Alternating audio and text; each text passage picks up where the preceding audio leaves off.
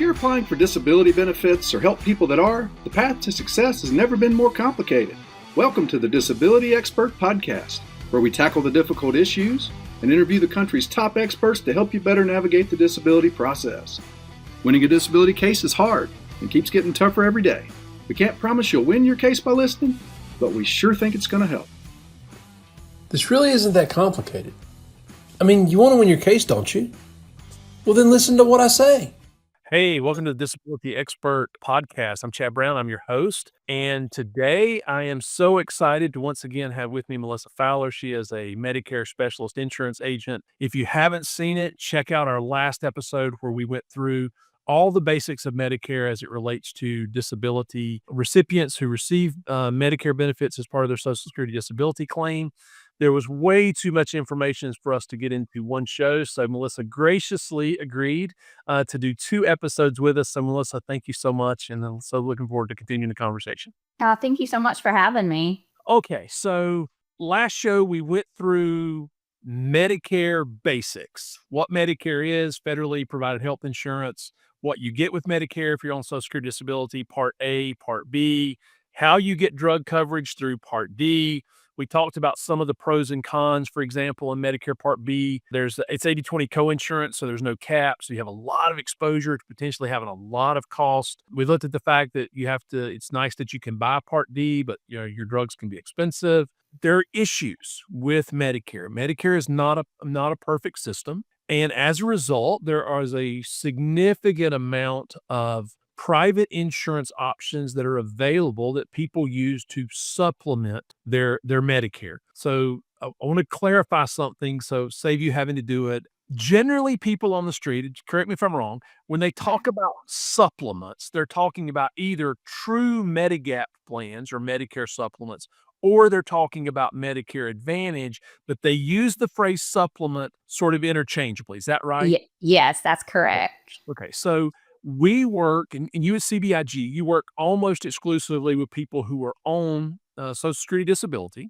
And I think it's really important that we draw this distinction. One, I want people to understand what a true supplement is versus a Medicare Advantage plan. But there's huge implications to disability Medicare recipients because there are limitations within which options are available to them. But we'll get to that. So what I want to do first is, okay, we've got our Medicare. We've seen that there's some issues with it. There's a lot of cost exposure. Some of it's really expensive. You're having to pay high premiums in some capacities, maybe with your drug coverage. So let's look at the private solutions that are there to help sort of maximize your Medicare benefit, reduce your cost. Let's talk first about Medicare supplements or Medigap plan. So what is a Medicare supplement? What's a Medigap plan? How do those work? How do they fit into the Medicare health insurance system?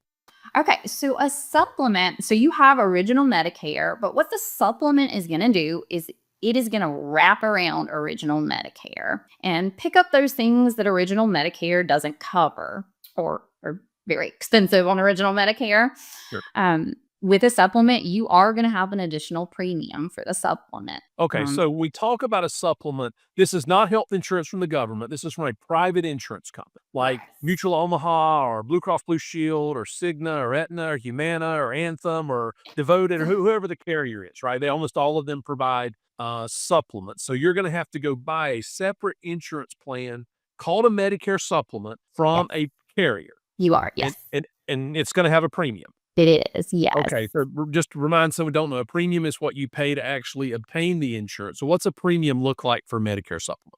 So with a supplement, so they're age-attained policies, and age 65 is going to be the lowest a supplement is ever going to be. You're probably looking somewhere between about $100, $130 a month for the supplement at age 65. Okay.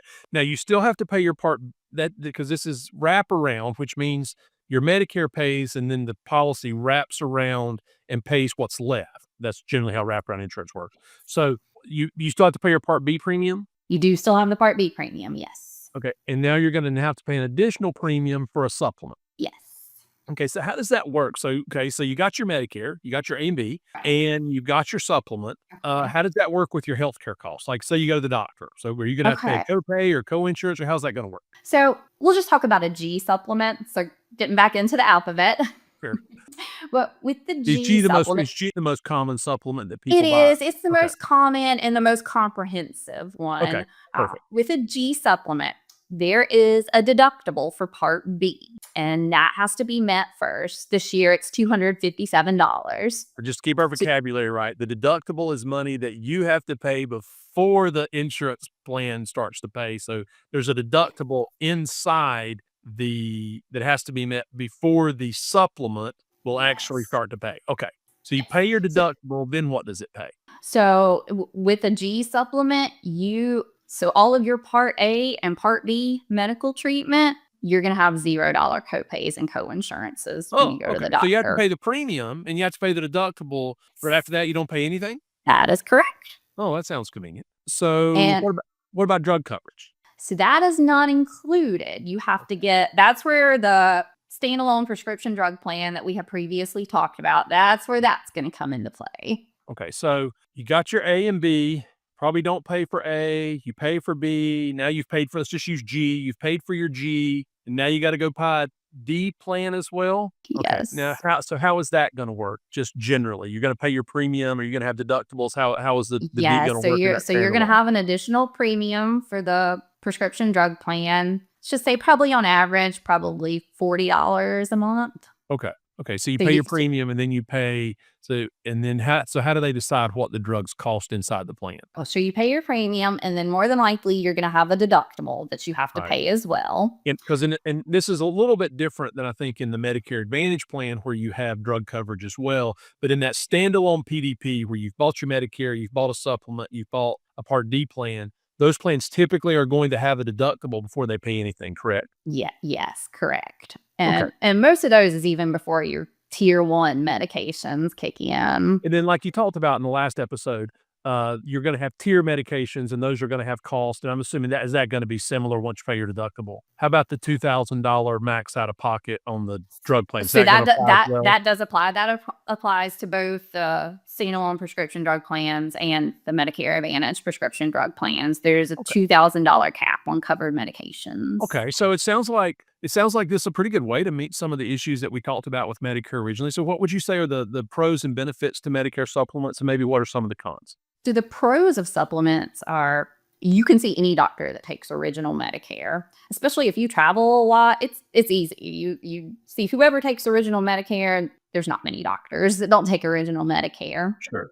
Also, it's easy. You don't have copays. You don't have co-insurances when you go to the doctor. Just give them your Medicare card and give them your supplement card, and good to go. All right, very good. So with the issues that come with Medicare, there are supplements, but there are also this Medicare Advantage plans, and that's why you see all the ads on TV. I think it's also called Medicare Part C. Can you just sort of help us understand what is a Medicare Advantage plan? How do those work? How are they different than supplement? Because it's another private option to help deal with the issues and gaps in Medicare, correct? Yeah, yes, it is. So a Medicare Advantage plan, they are Medicare approved plans, but they are operated by private insurance companies. So the private insurance company is managed. You still have Medicare Part A and Part B, but the private insurance company is managing your Medicare. So the Humana, United Healthcare, Cigna, Aetna, Blue Cross Blue Shield, Anthem, all the same big carriers and local carriers as well. But they're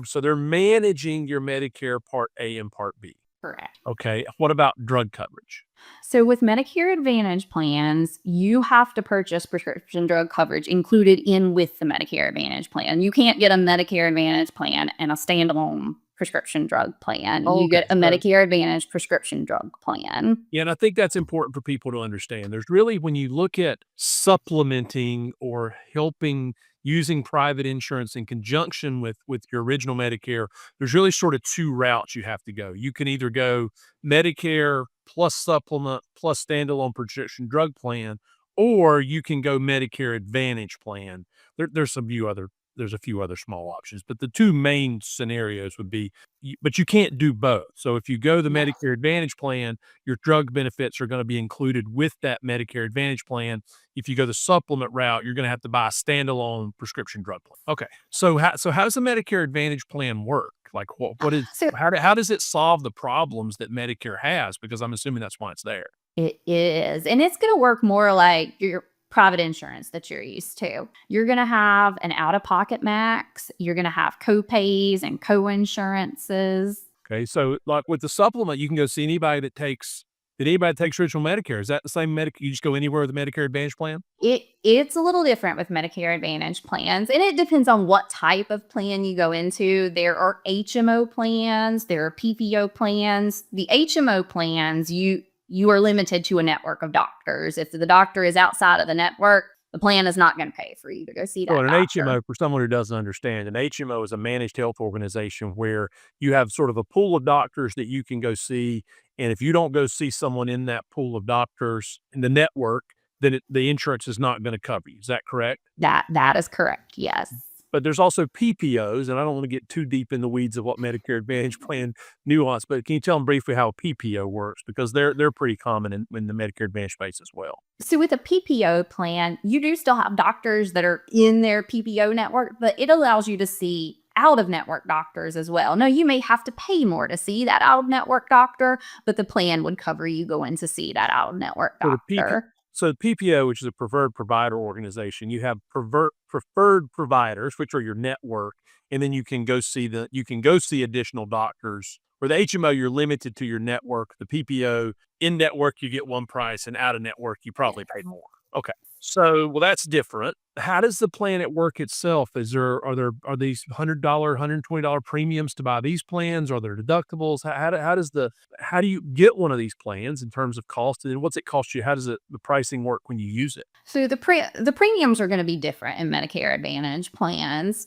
For the most part, the plans are probably going to run somewhere from $0 premium to $30 a month premium. Okay. And that you do still have to pay your Part B premium. So that's in addition to your Part B premium. Okay. So, but that sounds like a lot less than the supplement, because if you look at the supplement PDP, you were saying that $40-$50 for a PDP and $110 for your supplement. So you're $150, $60. But I thought I just heard you say zero for the Medicare Advantage. Okay. Yes, So there are some plans. Yes. Okay, so there are Medicare Advantage plans where you have a $0 premium. Does that include the drug coverage as well? It does. So your drug coverage is included in with the Medicare Advantage plan. So you don't have a separate premium for your drug coverage. Okay, so you got your Medicare Advantage plan, and let's just say you got a zero premium plan. So you paid your Part B, you've got your Medicare. It's managed by, I don't know, let's just use Humana.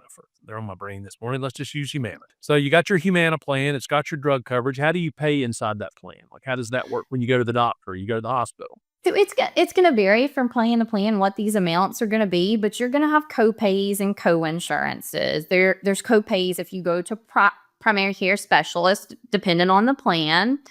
You may have a co-insurance for certain services, but you are limited by the plan's out-of-pocket max. Okay, so one of the big problems we talked about with Medicare Part B is there's no cap. So you have 80/20 co-insurance with no cap, and now you're talking about a limit on the cost. I think it's called a maximum out of pocket. So Yes. Medicare Advantage plans, I think, are required to have a maximum out of pocket. So if you can just tell briefly, like what's what might that look like, and how does that work? So again, those vary from plan to plan. Generally, probably $3,900 for a plan out-of-pocket max. Okay, so you have to go pay copays if you go to the doctor or the hospital or whatever it is. So say you have a surgery and it costs $300, and you go to the specialist and it costs $50. And so those costs add up over the year. But once you get to $3,900, for example, as your max out of pocket, what happens when you have additional cost at that point? Then you don't have copays or co-insurance for any covered medical treatment. So it is going to work to limit your exposure for what it could cost. Okay. Yes. So what would you say are the main pros for Medicare Advantage plans, and what are some of the cons? Pros are going to be cost. Your premiums are going to be lower in Medicare Advantage plans, especially depending on how much you go to the doctor. You may come nowhere close to that plan out-of-pocket max.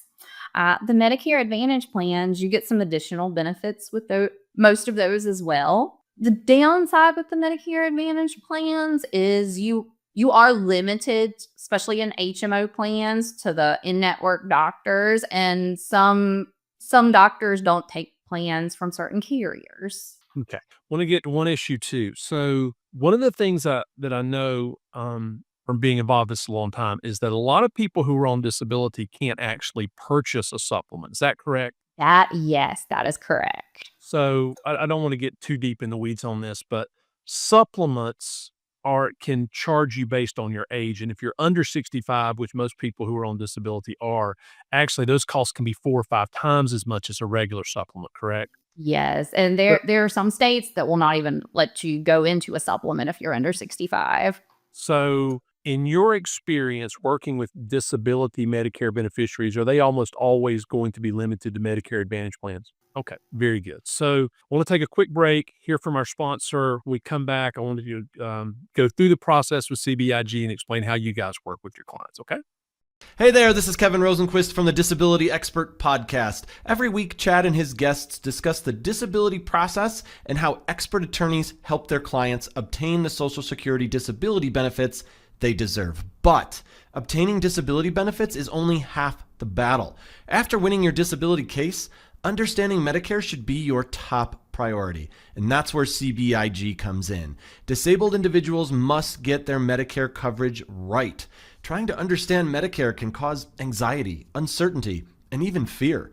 CBIG works with Medicare beneficiaries on disability around the country and is committed to helping those on disability navigate the complex Medicare process. Visit cbigcares.com today to see how CBIG makes Medicare simplified. Mention this ad and receive a free gift when you schedule a 10-minute consultation. Okay, we're back. And so we've talked about supplements, talked about Medicare Advantage plans. So you got a client, they just got on disability with Social Security. They've come to CBIG to help them. How do you guys work through this process to really make sure that they're able to understand the process, but also take advantage of the benefits? So we have a 4-part matrix that we use. There's 4 focus points that we look at. What we want to do, we want to help them understand their Medicare. We want to simplify it for them. We want to assess their needs, see what is most important to them. The first thing we start with, which is our first focus, is we want to focus on doctors and medications. What doctors are you seeing? What medications are you taking? Because if you can't go see your doctor or you can't get the medication you need, the plan's going to be useless for you. Well, that makes perfect sense. So you start with doctors, you start with meds, figure out who they're seeing, figure out what plans are going to take them. What's step 2? So step 2 is we want to keep their cost as low as we can keep them. We want to look at co-pays and co-insurance. How much does the premium cost for the plan? So cost inside the Medicare health insurance world. So from a cost, you're looking at premium, which is what you pay for insurance. You want to keep that as low as possible. So I know you talked about like a Medicare Advantage plan, for example, would have a significantly lower premium typically than a supplement. Unless you're under 65, and under 65, a supplement might be way more than a Medicare Advantage plan. So, and then you'd have cost to use the plan. So those are 2 separate things people need to understand. There's the cost to buy the plan, and then there's the cost to act and buy your Medicare, and then there's the cost to use it, which is what it costs you as you go through. Okay, so you look at doctors and meds, trying to keep their cost as low as possible. So what do you do next? What's step 3? Want to touch on one more thing with step 2. Okay, sure. Is subsidies. Oh, okay. Many of our clients are subsidy eligible. Okay. Our clients are disabled and they're on fixed incomes, and there are programs that may be able to assist them. For example, the Social Security Administration has an extra help program that limits the cost of medication. So there's a limit on generics and brand name prescriptions. It also covers partially or fully any plan costs. So if that Medicare Advantage plan had a premium, Extra Help may pay that full plan premium. Okay, so you have Extra Help, which helps with drug cost. Are there helps with the Part B premium and the copays and those as well? There are, and this is also, it's needs-based. They're going to be looking at assets, resources, income. Their Medicaid and Medicaid subsidies could be a benefit for many of our clients. So do most of your clients understand the difference between Medicare and Medicaid? No. Fair enough. So, but the key is understanding in your process, you're doing an assessment to see, are there ways to get these premiums paid through because Medicaid can, a lot of people don't know that, Medicaid can operate as a subsidy to Medicare for certain individuals. Yes. If they qualify for Medicaid or a Medicaid subsidy, that $185 Part B premium, Medicaid would pay that premium. Oh, wow. So So does the government tell everybody they're eligible for subsidies? No, no. And we run into this all the time. We have clients that are completely unaware that they qualified for any of those benefits. Okay. So you're going through your assessment, you're looking at doctors and meds, trying to keep the costs down, looking for subsidies. You figured out how to keep their costs as low as possible. What do you do in step 3? So, step 3, we want to reduce their possible cost exposure.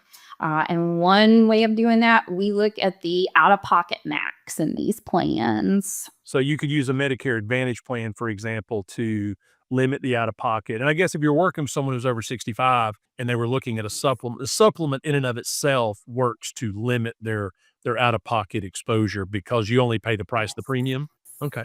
You said it was a 4-part matrix. There is, yes, there is a 4th part. These are additional benefits that we're looking at, benefits that could improve our clients' quality of life. Many of these Medicare Advantage plans have dental, vision, hearing, gym memberships, over-the-counter benefit. So in the process, get the doctors and meds right, get the costs down, limit exposure, and then do everything you can to help improve their quality of life through the additional benefits. Yes, absolutely. You have any thoughts about the marketing that's done on TV where they tell everybody to call and get their free benefits? You have any clients who call in about those? Yes, and they are heavily focused on that, on those over-the-counter benefits. And many times it's a plan that not everyone qualifies for. That a lot of those commercials are referring to plans that require Medicaid to be eligible for those benefits. Without just bashing, competitors in the marketplace who are doing the other work, because there's good and bad in everything. What's your opinion, though, about the focus of additional benefits in the assessment? Like, where should that be in the process? Because if you watch TV, it appears to be the primary thing, and I don't think Yes. that's how you operate. Yeah, yes, you're absolutely right. So it's important, but step 1 is where in our opinion, step 1, that's going to be your most important step. You've got to have the doctors and medications, right? You've got to have a plan where you can go see your doctors and get the medications you need. And then we start looking at those additional benefits that would improve a person's quality of life and how much that's going to impact that specific person. Okay, so as you go through the process, is this just sort of a system that you guys go through when you're evaluating people? You're just collecting information and you go through the steps, and then at the end of the day, you figure out what makes the most sense for them on the individual basis, right? Okay. So we're about out of time. I knew this was going to happen. There's still so much I want to talk about. I don't know. We might have to do a 3rd episode at some point. I do want to talk about just real briefly, and I don't have time to get into these in a great detail, but I do want to hit them because I know they affect people. Are there penalties? Let me just ask you a straight question. Are there penalties if you reject Medicare Part B or Part D and don't take them? There are, and you have to be very careful about penalties, especially Part B penalties. There's penalties for both Part B and Part D. If you reject Part B and you don't have what is considered creditable coverage for Medicare Part B, you will be penalized. So if you sign up for it years down the road, you're going to have a penalty that you have to pay every month that does not go away. And those can get very expensive. So a lot of clients come in, they're on disability, they're on this fixed and low income. They didn't know they were going to have to pay $185 for Medicare. They don't qualify for a subsidy to pay for it. I'm assuming a lot of times you hear, well, I'm just not going to pay for this. I don't want it. And what you're saying is that's an option you can take, but understand you could really get penalized down the road if you needed to pull that Yeah, back. yes, Okay. it could significantly hurt you down the road. Okay. 2 more things. I really want to talk about some other stuff, but we only got just hit 2 more things real fast. Vets. We have a lot of veterans. They have coverage with the VA. Can you briefly just tell us how that interaction works? Because, and I'm not talking about retired military. I'm talking about people who serve in the military. They have Okay. VA health care. They get Medicare and they don't know what to do. So what's the VA's position about Medicare Part B, and what do you advise those vets to do, and how do you sort of work with vets? So VA benefits, so they can keep their VA benefits. The Part B is not considered creditable coverage. Part D is considered creditable coverage, and the VA does have a position on Part B, and they do recommend veterans take Part B and don't reject Part B. And we usually have 2 sets of clients that come in. There are veterans that are excited because it opens up more treatment and they can see providers outside of the VA without going through the VA. And then we have other clients that absolutely love the VA and they don't want to pay that extra Part B premium because they already have benefits through the VA. But the problem is in that, if they reject, don't catch up, if they reject that Part B and then they decide they want it down the road, then the penalties you talked about come in. yes, that's correct. So are there Medicare Advantage plans for those folks as well? There are plans that are tailored specifically for veterans, plans that actually reduce the Part B premium. Okay. People get ACA. A lot of people have ACA, Obamacare, Marketplace insurance. They get on Social Security disability and they want to keep their ACA even though they have Medicare. And the reason is the ACA has been subsidized and now they got to pay for Medicare and they weren't paying for their ACA. 2 sentences. What do you have to tell people with ACA who get Medicare? Once they have Medicare, the government is not going to subsidize that ACA plan anymore. And it can lead to a lot of problems. Yeah, because you can't actually buy an ACA plan if you have Medicare. The problem is you already had the ACA plan and then you got Medicare, right? So, and that's frustrating for those folks. But fortunately, that's something you can advise them as well and you miss those penalties. Okay. All right, Melissa, thank you so much. 2 full episodes, so much on Medicare. So thankful for you coming and talking with us and helping. There's so many people on Social Security disability who get Medicare. They don't understand it. It is complex. The internet's it's a blessing and a curse. There's a lot of information, but you don't know how to give it in context. You guys do a great job. I know you personally do a great job. We'll leave some contact information in the show notes so if people can reach out and work with CBIG if they're on disability or otherwise and need some help. But with that, that's a wrap for this show. Thank you so much. Join us next time when we will have one of the best Social Security disability experts in the country on. Thanks a lot. Please subscribe.